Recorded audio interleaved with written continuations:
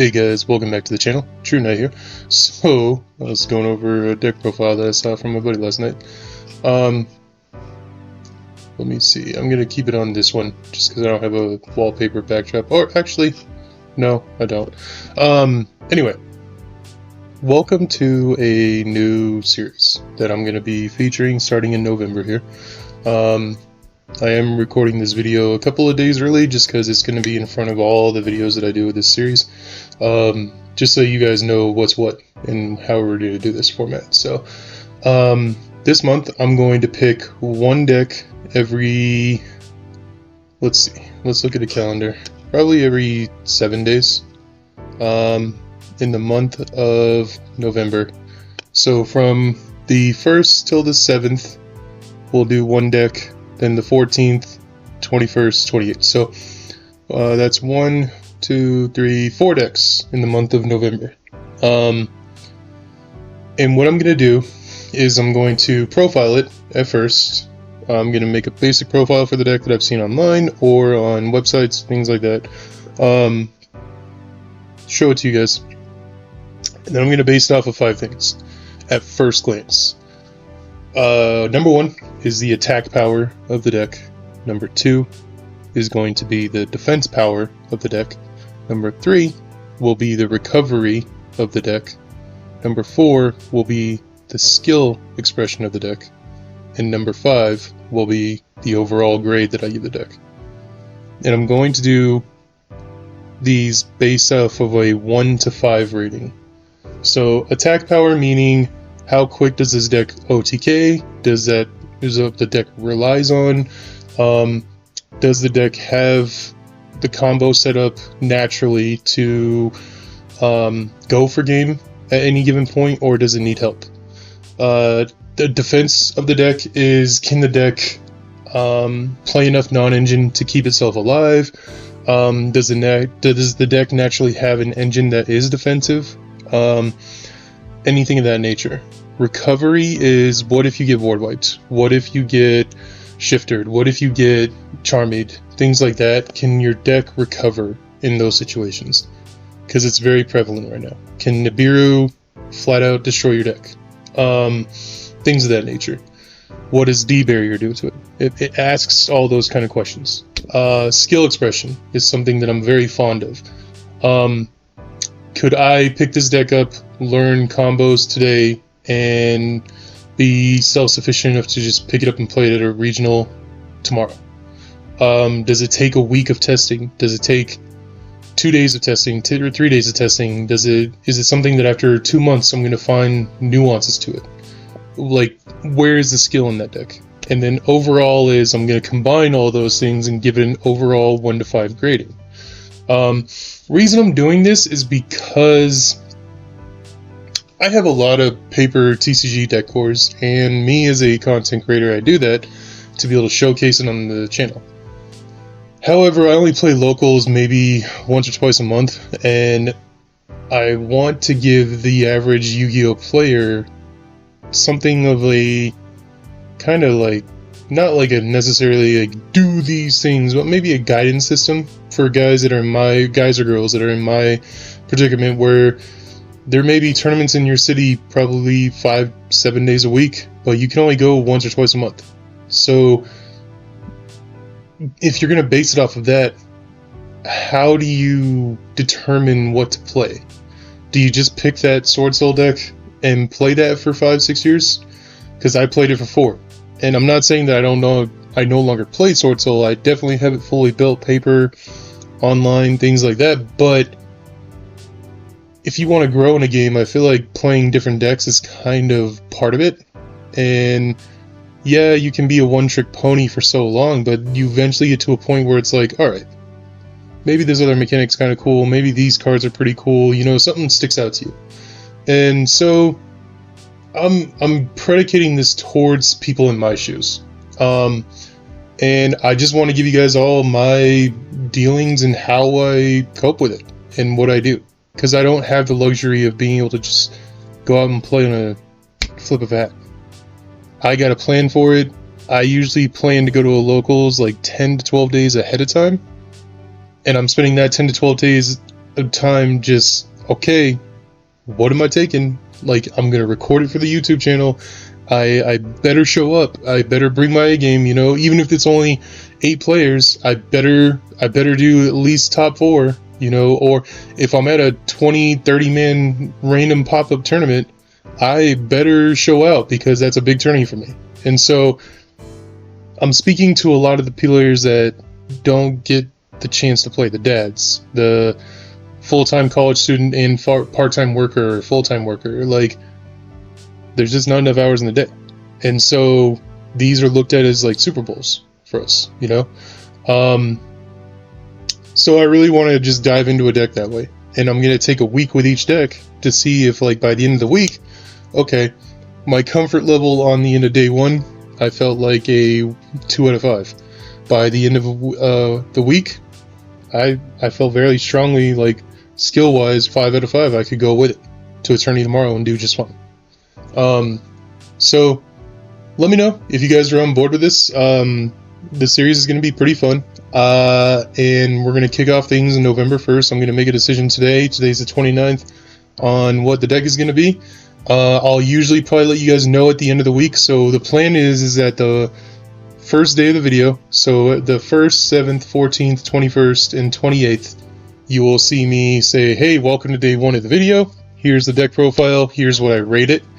And then I'll probably do like 2 or 3 games a day on that video. And then throughout the week, every day, I plan to post a video of probably like a half hour, 45, maybe an hour of just me playing matches. And you guys can see me learning the deck and growing with it.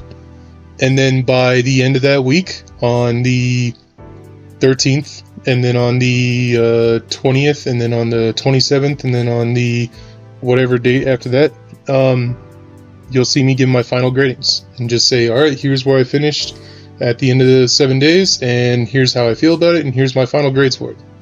And then I'll tell you, like, is this a deck that I would build in paper and feel comfortable going forward with the format, even if the format changes via a ban list or a new set? Would I just make adjustments and be kind? So I'll make a decision tonight on what my first deck will be, and we'll kind of go from there. I'm not going to look at like meta too much. I'm not going to lie, one of them will be Snake Eye as Amina Fire King, because it is near and dear to my heart, and it's something that I've wanted to play ever since Snake Eye got banned or hit on the list and got kind of power crept a little bit. Not necessarily power crept, but it got ran down a little bit, and it's more reliant on other aspects rather than just itself. I am interested in playing that deck. And I mean, call it bias or whatever, but I went to a tourney last night, I played Tenpai, I finished top 4, but lo and behold, 3 of my 4 matches were against Snake Eye Fire King, and it just was like so fun. Even though I lost to it one time, it was fun watching him pop off, and it was just a fun deck to learn the ins and outs of. So we'll kind of get into that, and then maybe, I don't know, maybe we'll think about decks like Voiceless, we'll think about decks like Ice Barrier, I'll think about decks like, I don't know, Kashtira Fire King or something of that nature. You know, we'll put stuff together, and I'll ask people on my YouTube channel in the community. I'll say things like, hey guys, what do you guys think about these ideas for next week? And hear your thoughts and what you guys are thinking and what I'm thinking, and we'll kind of go from there. So I'll pick a deck tonight. You guys will obviously know episode 1 of, we're going to call this series Exploring the Format. And again, this is me reaching out to those players that are in my similar shoes, where you can't play every week, you can't play every day, you can't solidly play twice in a 10-day period. You gotta like plan out a week or 2 ahead of time, and you get to go to that 1 tournament a month or 2 tournaments a month, and you just gotta kind of navigate your way through Yu-Gi-Oh that way. So let me know what you guys think. I hope you guys enjoy this series going forward. I hope it stays around for a while, because I've been looking for a series to stick around and not just die off. But yeah, your support is what matters here, so please like, comment, subscribe on these videos, and be kind, be respectful. Let's get to the first episode, huh? Peace. Hey guys, welcome back to the channel here, True Knight. So wanted to wrap up season 3 of Exploring the Meta with Tenpai. As you guys saw in my matches 3 and 4 video, I switched from hand trap build to board breaker build. I feel like this deck overall is just insane right now. Don't really know much about when Ryzel and Malice come out, what's it gonna be like, or how's it gonna hold up, but as of now, the deck is extremely strong. As you can see, typical engine. Magnitude is in there just because you want to search at the end phase sometimes. And then your typical spells. And then I am playing a handful of hand traps, 9 of them. 12, 15 exactly to be concise. And then 9 board breakers. And then I guess my extra card you could say is I did take out Bestial Druiswarm for Prosperity. Extra deck has stayed the same since phase 1. And side deck I did take the Cashier stuff out and put in these cards instead. So let's go through this quickly because I've gone through it before at the beginning of the month and now I'm going through it at the end of the month, just 3 weeks later. So for attack, I give this deck a good 5 out of 5. This is what this deck is all about. For defense, I give this deck a 3.5 out of 5. You're really just kind of going all in with your strategy, and it's easy to stop your engine. So, for recovery, I want to give this deck like a 3 out of 5, just because these are your main recovery cards, but you do have your hand traps to fall back onto if all else fails. Skill expression, like a 2 out of 5. You don't need much skill to run this deck into the ground. And overall, I give this like a deck, like 4 out of 5. So, overall, very strong deck. It's definitely, Voiceless is my favorite, but this is my strong second deck right now. So, that'll be it for Season 3 of Exploring the Meta. I hope you guys have enjoyed so far. We got 1 more week left before we hit crossover breakers, and keep an eye out for more of my stream announcements for when I'll be opening the case. It'll be fun to do that with you guys live. So please be kind, be respectful, like, comment, subscribe. Really helps the channel go a long way, and I'll see you guys in the next one. Peace. Hey guys, True Knight here. Before we get into the video, I wanted to talk about something that I'm planning on doing here for Crossover Breaker. I am planning on doing a live stream on YouTube. When the set comes out and I pick up my case, here's what I'm doing. I'm going to open up a case, either a case and maybe even a couple of boxes, something of that nature, and I really want you guys to be a part of it. So please tune in for that. I will have a specific date and time as we get closer, probably around like the 23rd. I'll know more of a specific date and time of when I'm going to be doing the stream, but I wanted to get the word out there that I'm planning on doing my first ever stream on YouTube. So no expectations of viewers. I only have about 250 subs, but fully understand that there is a likely scenario where I'm just streaming to nobody. But I want to get the word out there, so maybe that doesn't happen. So if you guys want to come in and talk to me live, you can just say, hey, True, so-and-so, and yada, yada, yada, and we'll shoot the crap while I'm streaming. So anyway, guys, please enjoy the video and be on the lookout for that. Peace.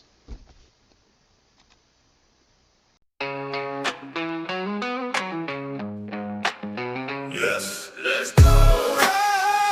Come on, come on. Level head, heavy metal, lead foot up on the pedal.